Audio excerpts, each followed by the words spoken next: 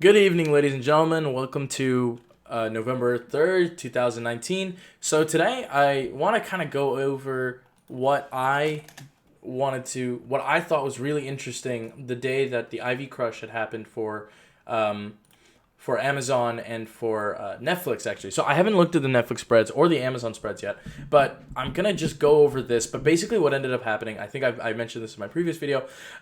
What I ended up doing is I was a lot more call heavy. I did buy puts, but I was a lot more call heavy on Amazon. And so what I did was I bought, and you can see it right here. I wrote it down on this side right here. So I bought November 1 calls. I bought a call spread on an account. In the total amount that it costed me, I can tell you right now, it was about $91. Okay, so I paid $91 for this, and that obviously is a little bit costly because I ended up actually selling it for $1. But in the process, I actually did end up discovering something pretty amazing. So that's what I want to cover right now. So like I said, it went completely against me, so my spread and my strikes were this. So I'll go through right here. So I had the 1820. I bought the 1820s and I sold the 1822s. And so if you look back on here, we can see that I was sitting for it to basically hit somewhere here. I needed the spread to fall within this area, preferably because this was a debit spread in the calls direction. So I wanted it to go up. Now I bought it for 91. And when it came down here, it hit about 2 cents and then stayed around 3 to 4 cents. That's how much it stayed for a bit. And then in the process, it actually ended up going all the way up to, what was it? It ended up recovering quite a bit, and it moved, I want to say, so it hit about 50. So it went up about 25 times, give or take. So that was about 2,500% return. So I'm going to go into the option chain, and I'm going to kind of go back and look at what happened with the prices. Maybe if I can watch it, look at how the day actually went along. So let's go ahead and do that. So I'm going to go into on demand, and the earnings had happened. So when my computer starts lagging. So we're in 2019. This is October.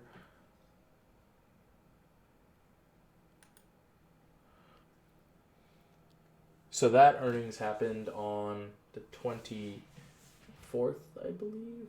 So, or the 25th. So I'll do is I'll go back into the 25th, 26th, and we'll take a look at it from there.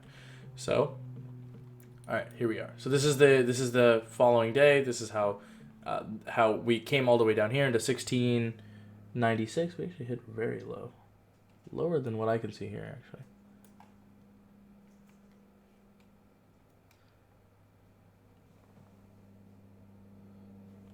Okay, so more or less this is how Amazon reacted to its earnings, and that is now what I'm going to start covering. So if you go into the option chain, so we'll go to that. So we'll go to trade. We'll go to Amazon. So like I said, I bought the 1822s. Where are you? Or I actually sold the 1822s, and I bought the 1820s. So it should be under the quick chart.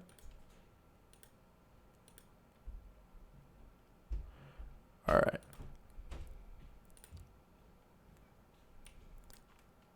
There it is. Okay. So this is the, yeah. Okay. This is our chart for that day. And we can see how the Ivy Crush happened on this coming day.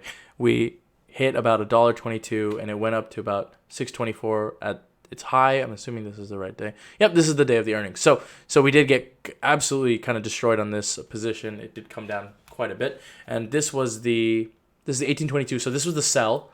So we'll keep an eye on this one. And then I will get the other one. So then we ended up buying the 1820s, which were slightly more expensive. So we send that also. Quick chart. All right, great. So this is kind of what we're looking at here. So let me put these side by side. Now, here is what I want to show you guys. So come morning, it actually got crushed to about, 6 cents. So if we look at these properly, I want to make sure these are on the right day, 25th, right? So let's say we go to 8:48, and we'll do the same thing here. Is this the 1 minute? It is. So around 8:48, the price of this one was 141, and this one was about 124. So actually, let me find it when it's a little bit better price. So maybe come open, market open. So to do this, you also have to know that the market is going to be playing some level of a continuation. So you have to kind of say, okay, and this is what happened with Netflix too. When we opened up with Netflix, we gapped up really high. Oh, Jesus. We had gapped up really high, and then we had come back down quite a bit. We actually kept coming down for the rest of the day. And so that is what I've been noticing over the course of these last few earnings is playing continuations. So let me come up with a little bit better of a time mark here, so I can come up with some better averages. It doesn't, because this isn't 100% accurate data anymore, because it's coming back a little bit delayed. You missed some of the parts is more or less what this is.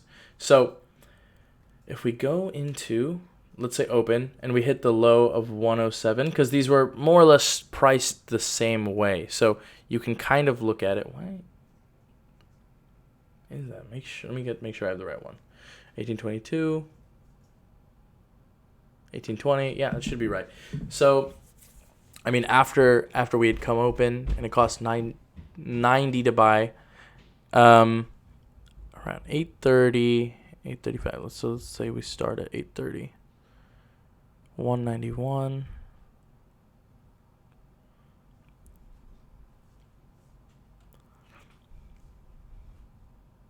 So okay, so let's take it in that sense, okay? So you wait a little bit, you're trying to figure out what's going on if you were to do that. So if you watched Amazon, how Amazon had moved intraday that day. So let me show it here. So if you watched Amazon move intraday over here, it had come back up quite a bit as we went into it, but all the positions had gotten crushed quite a bit as well. So that is what you're kind of looking for going into the day. So if you watch the day intraday, you kind of get up as it starts coming up and starts coming back down. This is where I believe I saw that the lowest price it had hit was about the spread had hit almost 2 cents. Now, and that is currently what I'm looking for in this chart right here, is trying to find the spread of 2 cents. So for example here, come open, we hit 188, closer to that, and this was our buy, and then we hit, actually maybe this was our buy. Why is this one more expensive? That is really weird. I mean, these aren't being priced exactly normally. So let me make sure I have the right one. So I bought the 1820s, I sold the 1822s, and so these have been crossed over.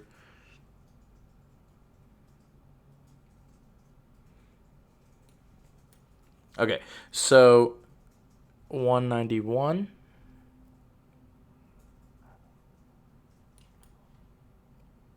And 201, so that's a 10-cent spread, and that's not necessarily what happened. That's, like I said, we're not going to get all the data. I mean, if I show you the 1 minute right now, we're not going to get all the sales out of this time frame. So, that is something to kind of keep in mind. But the spread had stayed, I think, kind of stagnant for a little bit, and then had actually picked a point. So if I pick, for example, this one, so 849, and I tried here as well. I'm not going to get the same exact data.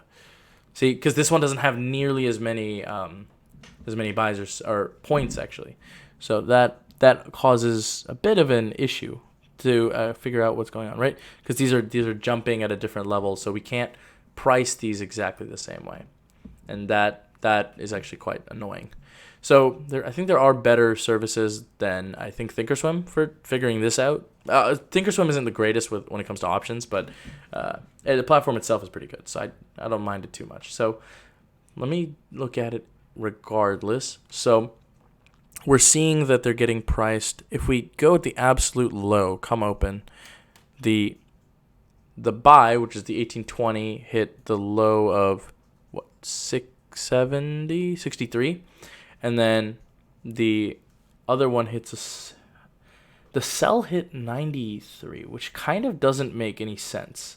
So if that makes my concern here is that the spread isn't adding up properly. Like we're not getting the proper data because the 1820 should cost more than the 1822, right? So why is it that when they got crushed, this one fell down to 96 and this one fell down to 62, right? That doesn't really make any sense.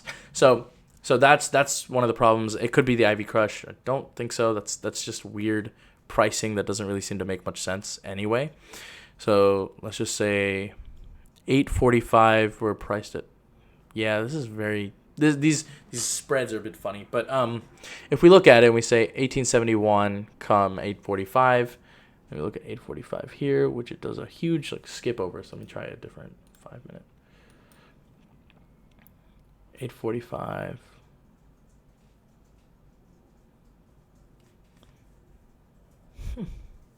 That is really weird. Because this is being priced in at 200. So if we hit the high here of that day, this hits.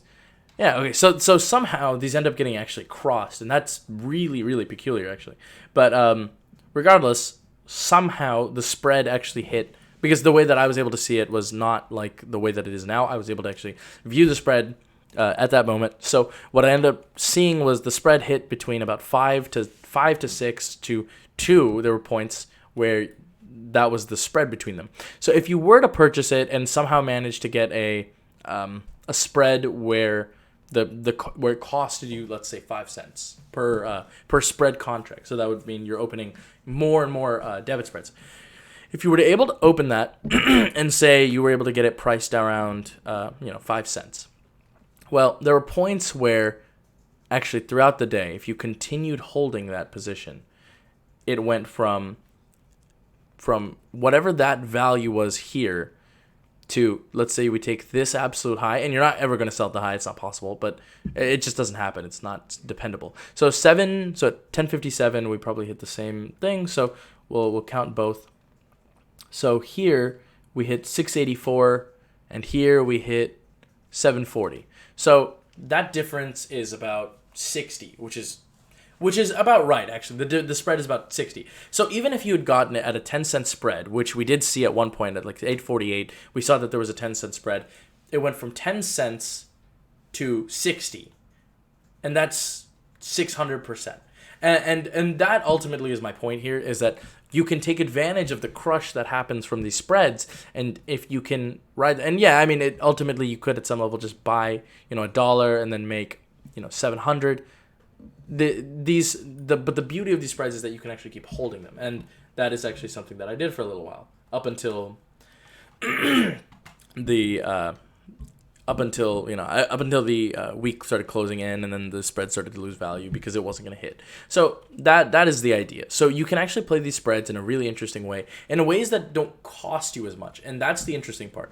Because yeah, you could have purchased it at 100 or whatever, 100 in this, and then sold it up at 700%, and that would have been a great win, right? That's a great upfront gain and all that. However, if you had considered maybe taking that play and opening up a spread, your cost basis becomes significantly less. It only costs you 2 cents to get these.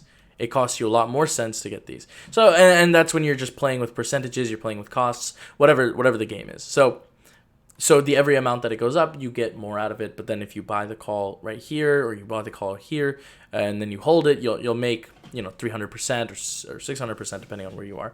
But the way that I had witnessed the spread is, the advantage to that is the cheaper that spread becomes. So if you can get it to hit around 2 or 1 or even 3 cents, and then it hits all the way up to 60 cents, then you're actually getting to play that continuation in a very effective way. Because to go from 2 to 60 or to go from 3 to 60, you need to go up about 20 times, and that percentage change is really, really much. It's more than this change.